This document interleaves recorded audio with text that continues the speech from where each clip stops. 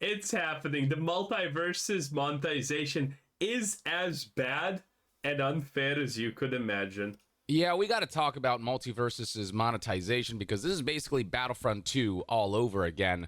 The reviews right now are sitting at mixed from 11,700. Well, at least it's not Star Wars. Wait, maybe he does mean Star Wars Battlefront, in which case this is the verse timeline. 792 recent reviews, and it's not. No, nothing can actually compare to Star Wars Battlefront monetization, where you literally need to grind for more hours than you will be alive to actually unlock a character.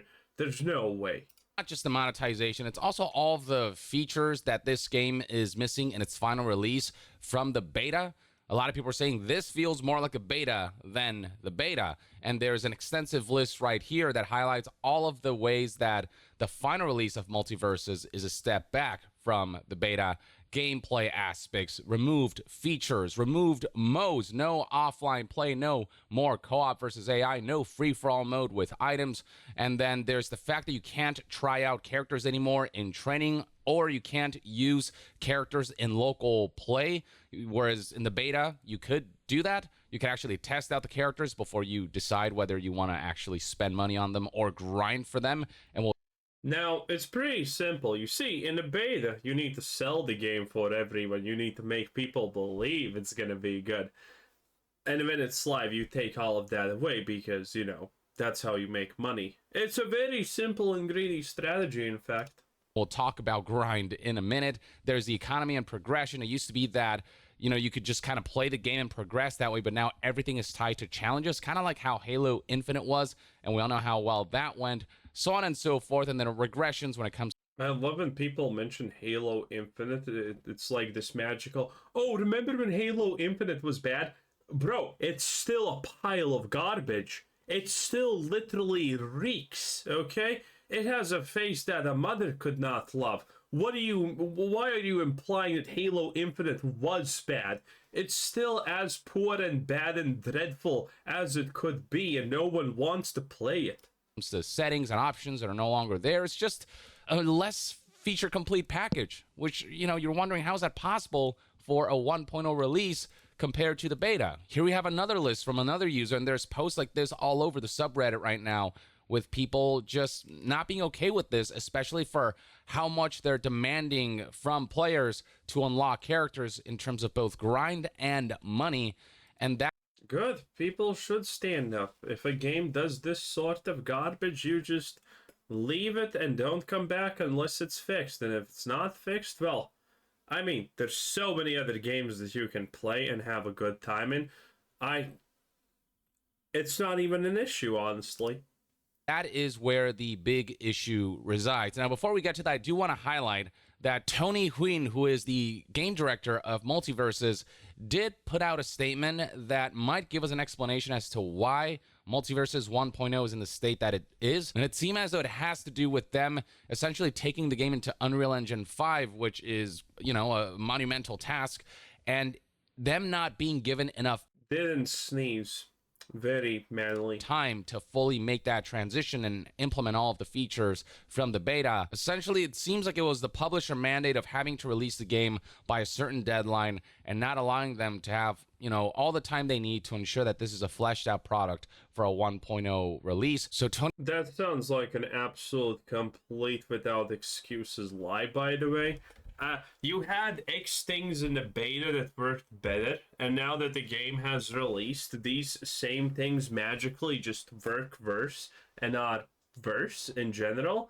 That sounds a little bit fishy, if I may so say.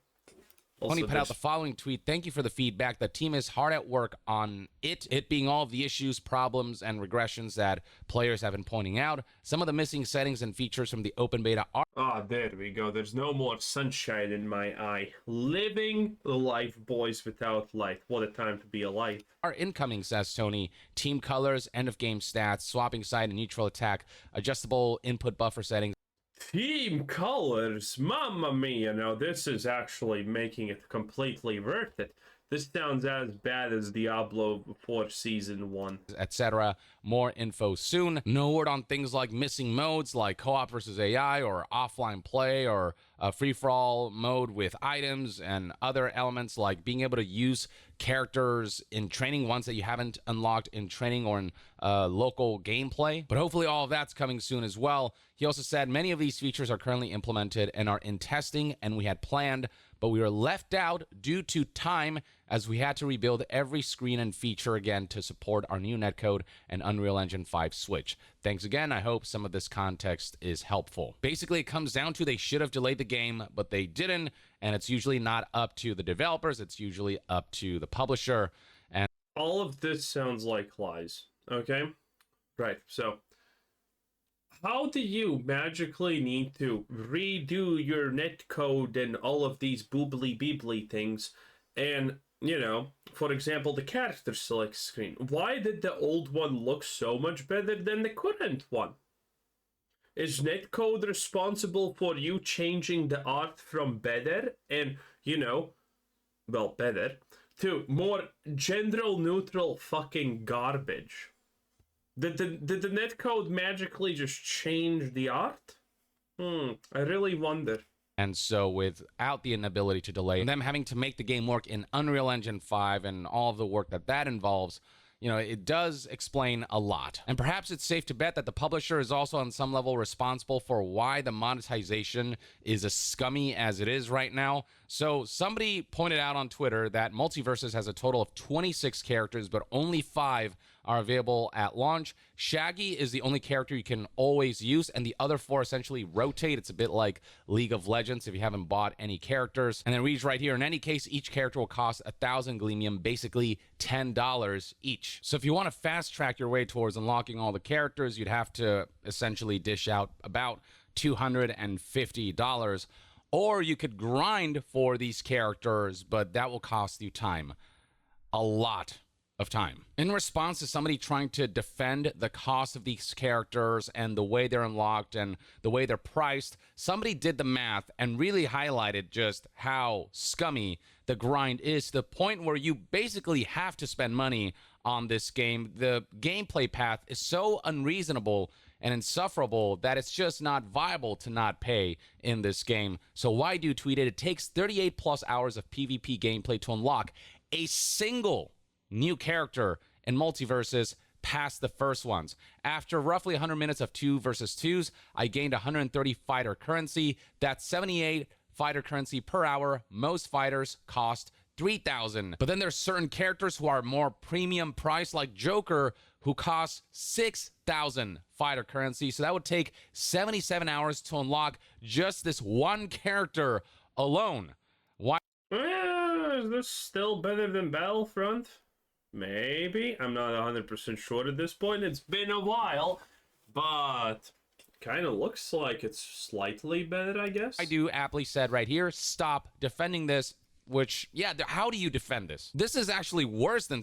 Also, you need to think about this in not just hours, but think about it in days. 77 hours is not even close to actually 3 days.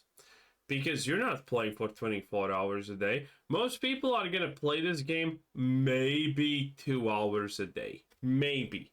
I would argue that the average player plays this 100% cap at like 2 hours a day. Or, you know, let's say 3, just for fun, right? Well, how much is 77 divided by 3? Oh, well, 25 days. That's 25 days of playing Shaggy. I mean, Shaggy's awesome, don't get me wrong, but 25 days of only playing Shaggy. That's just putting it into perspective. How do you defend this? This is actually worse than Star Wars Battlefront 2 when it comes to hours required to grind for certain characters. Remember when EA said, oh, this is all about a sense of pride and accomplishment? So help me God if Warner Brothers comes out with a similar statement. What this I hope they do. That would be extremely funny. really is just paywalling characters, because it is so unreasonable that it might as well be a pay. But don't worry, boys. The Warner Brothers are gonna reset the DCU or MCU. No one cares. Whichever one they're gonna reset, it's gonna fix everything. Oh wait, no, this is Wonder Woman. This is the DCU, not the MCU. Well, the DCU is already dead, so you know, not a lot to reset, thankfully. But yeah, good luck. Good luck. This is your typical shit. Again, remember, they didn't even Johnny Depp instantaneously fired for everything blacklisted. Amber Heard turns out is an absolute boss. Oh no, she's still an Aquaman too. We're not gonna remove her, obviously. They cut her screen time as much as possible, but they couldn't even remove her. It is just crazy, okay? This is not gonna get better. They do not care. They do not give a single shit about the player base. Well, 77 hours to unlock a single character, one as desirable as Joker, is an absolute joke. Are we gonna get them? By the way, I don't know how the Joker looks here. Let's actually Google. MultiVersus Joker. Let's see. MultiVersus Joker. Let's see. Is it Femboy Joker? Oh wow, this is the old cartoon Joker. Okay. Interesting. Okay, at least it's not Suicide Squad's Femboy Joker. Other ways to unlock content in MultiVersus is the Battle Pass. Back in the good old days of the beta, there used to be a free track and a premium track. Now there's just one Battle Pass track. And if you try to grind your way through it, well, good luck trying to get to the end. Here's a Reddit user who highlighted how it seems impossible for anyone to get to tier 80 in the Battle Pass in 52 days. Based on this user's experience, the math that he did, and the rate at which he's been progressing, he kind of estimated that you can get basically one Battle Pass level per day. There's 80 levels and you have 52 days. It's just not reasonable. And that's one Battle Pass. Most Battle Passes are, by the way, designed like this. I talked extensively about the Magic the Gathering Arena Battle Pass when it came out, because it was one of the first best Battle Passes by predatory design. It's not actually a good Battle Pass, but man, good Battle Passes actually give you a good value for your buck. Or at least a seeming good value for your buck. They reward you with actually big things and things that people typically like and whatnot. And good battle passes, if they're free, well, you're always gonna be, those 10 levels away from, achieving that thing that you so desperately want to achieve at the end. And when the battle pass is gonna end, it's like 5 days until the battle pass ends. And then you can buy the battle pass and get that premium 10 levels in, and then you unlock the thing that you wanted to unlock and that you you're not gonna get otherwise. Good predatory battle passes are gonna milk everyone because they're just good. And this is one of those designs. You can't get to the max level. The average free-to-play battle pass enjoyer is gonna be like, oh, I'm only 5 levels away from the super mega cool thing, because you're always only 5 levels away from the super mega cool big thing, and you get the rest. Level per day if you really dedicate yourself to this game and make it your full-time job. And that math, by the way, may be outdated, because some people are reporting that they're noticing that rifts now give less XP, and this is a post from 13 hours ago, so apparently there's an update. So they saw the average player progression, and they decided, nope, this is too large, and adjusted it. Nice. That recently came out that reduced the XP output from the activities that you partake in, so they might actually be making the grind worse. Here's somebody else highlighting how this game just doesn't seem to respect players' times at all, noting that they have 28 hours on record on Steam, and they've only reached level 2 on the Agent Smith Battle Pass. Listen, you're playing a Warner Brothers game. Your first mistake was ever even implying or thinking that they would respect your time. They don't. They never will.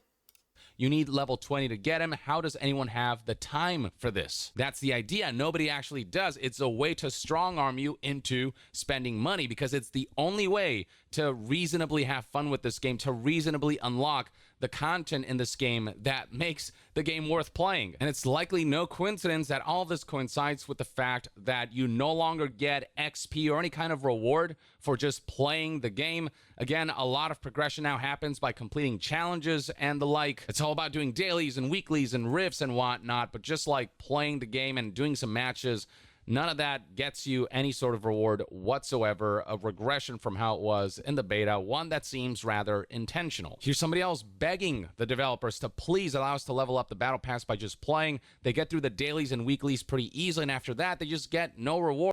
No.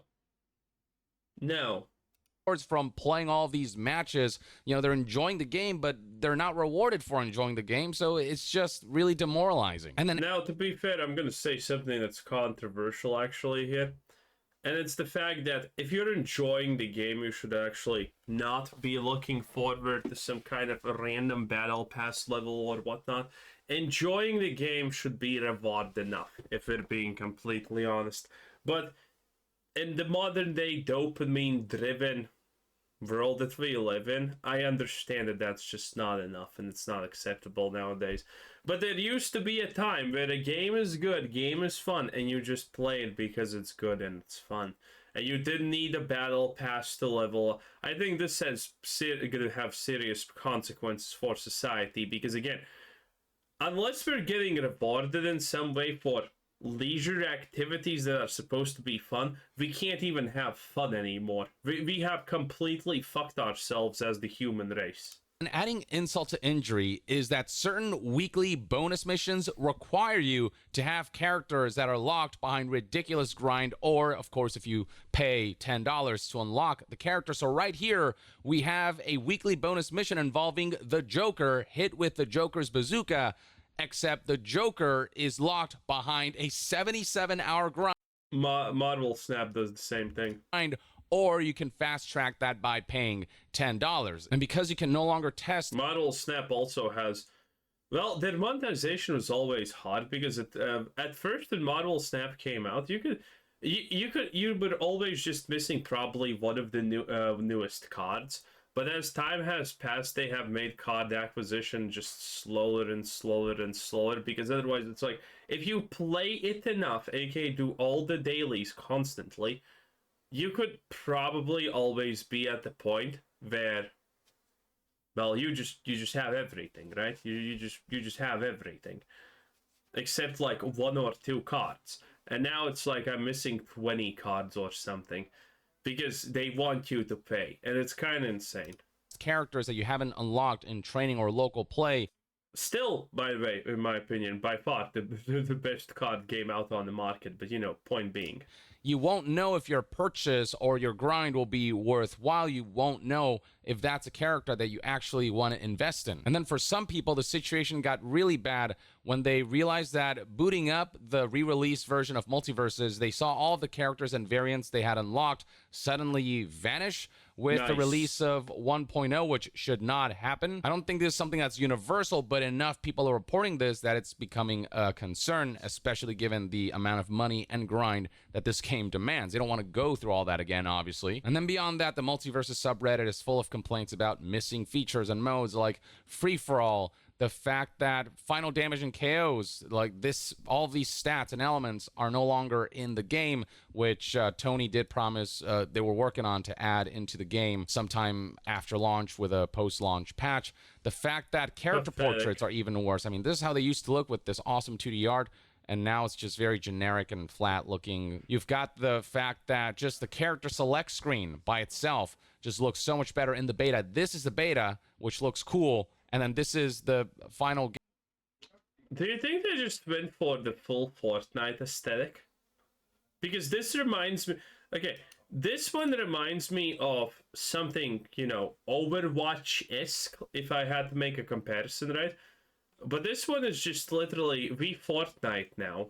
And this is the final game, which looks so just generic. Certain characters are still broken. I mean, look at this, how you can stun lock people to the point where it just makes the game unplayable if somebody manages to become expert enough with a character to be able to pull stuff like this, where it just breaks the character and the game. I mean, this is just unreasonable. Super Smash Brothers would not allow for something like this. That game is much better balanced. Same with LeBron here. You can see right here the way you can just stun lock enemies with the right combination of moves, and it just, I mean, it's ridiculous. Yeah, the character is that's just funny. broken, unbalanced, and that's another Wasn't this an already known problem, though? Because this looks like something that should have already been known. area where they need to really sort things out. There's also bugs that people have encountered. This clip right here is hilarious. So Bugs Bunny's best move, the bend. this is Bugs Bunny just stuck on a cliff with his booty out, and just Superman giving him It's a spanking. quite the pounding there. It's hilarious, but obviously when you're trying to actually Bugs can take it. have a proper match and are trying to win, something like this is obviously very frustrating. So yeah, MultiVersus has just a lot of kinks to work out. If it Well, it is what it is. What can I say? Anyway, that was... Wait a minute. stay tuned right here on Young Yeah. I'll see you guys next time. Yang Young out. Perfection at its finest. Anyway, bye-bye.